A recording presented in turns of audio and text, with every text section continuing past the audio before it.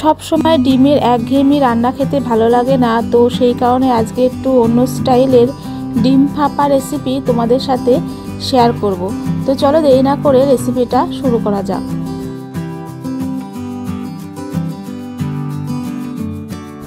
রান্নাটা করার জন্য ডিম সেদ্ধ করে নিয়েছি, আর ডিম সেদ্ধটাকে সুতোর সাহায্যে হাফ করে কেটে নিয়েছি। এবার এই ডিমের উপরে অল্প করে নুন, হলুদ আর সামান্য লঙ্কার গুঁড়ো মাখিয়ে নিচ্ছি।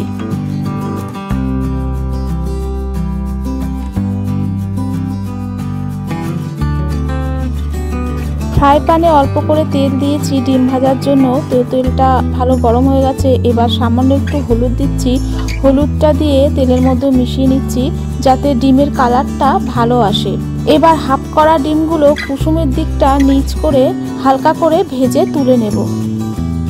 ডিমের কুসুমের দিকটা তেলের উপর দিয়ে দিয়েছিলাম বলে পুরো সেট হয়ে গেছে দেখো। এবার কুসুমটা আর পড়বে না, এর থেকে আলাদা হবে না। তো এবার উল্টো দিকটাও হালকা করে ভেজে নেব। ডিমগুলো দেখো সুন্দরভাবে লাল করে ভাজা হয়ে গেছে। এবার এগুলো তুলে নিচ্ছি। ডিমের এই রেসিপি বানানোর জন্য নিয়ে নিচ্ছি 1 চামচ কালো সর্ষে, 1.5 চামচ হলুদ সর্ষে, পোস্ত নিচ্ছি 1.5 চামচ, দিয়ে দিচ্ছি অল্প নুন আর একটা কাঁচা লঙ্কা, আর সাথে 3টে রসুনের কোয়া। এইগুলো একসাথে বেটে নেব। সর্ষেটাকে আমি শিলে ভালো করে বেটে নিয়েছি দেখো। এবার এতে মিশিয়ে দেব 1 চামচ মতন ফ্যাটানো টক দই, পরিমাণ মতো নুন, অল্প করে হলুদ, লঙ্কার গুঁড়ো।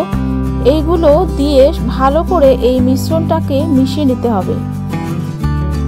ডিম ভাজার পর অল্প তেল ছিল, তো এতে আরেকটু আমি তেল দিয়েছি। আর তেলটা আমি গরম করে নিই, মানে গ্যাসের আঁচটা একদম সিমে করে রেখেছি। এই অবস্থায় কালো জিরে ফোড়ন দিয়ে দিলাম। কালো জিরেটা দেওয়ার পর দিয়ে দিচ্ছি সর্ষে বাটা। সর্ষে বাটার মিশ্রণটা যে করে রেখেছিলাম সেটা এতে দিয়ে দিলাম। এবার দিয়ে দিচ্ছি বাটি ধোয়া জল। এটা যেহেতু বেশি ঝোল হবে না, একটু গ্রেভি গ্রেভি হবে, তো সেজন্য আমি অল্প করে বাটি ধোয়া জল এতে মিশিয়ে দিচ্ছি। এই ডিম ভাপার কালারটা যাতে খুব সুন্দর হয়, তো সে কারণে উপর থেকে একটু কাশ্মীরি লঙ্কার গুঁড়ো ছড়িয়ে দিলাম। গ্রেভিটা যখন একটু ফুটে উঠবে, এবার ডিমগুলো এরকমভাবে সাজিয়ে দেব। তারপর একটা চামচের সাহায্যে গ্রেভিগুলো ডিমের উপর এইভাবে দিয়ে দেব। গ্রেভি ডিমের উপর দিয়ে 2টো কাঁচা লঙ্কা উপর থেকে ছড়িয়ে দিয়ে ঢাকা দিয়ে রাখবো কিছুক্ষণের জন্য। কিছুক্ষণ পর ফিরে এলাম ডিমটা হয়েছে কিনা সেটা দেখার জন্য। তো দেখো বন্ধুরা, ডিমটা কিন্তু হয়ে গেছে। এরকমভাবে তোমরা বাড়িতে অবশ্যই ট্রাই করে দেখো, খুবই ভালো লাগে খেতে। একটু অন্যরকম স্টাইলের রান্না এটা, সবসময় একঘেয়ে রান্না খেতে ভালো লাগে না। তো বাড়িতে অবশ্যই ট্রাই করো।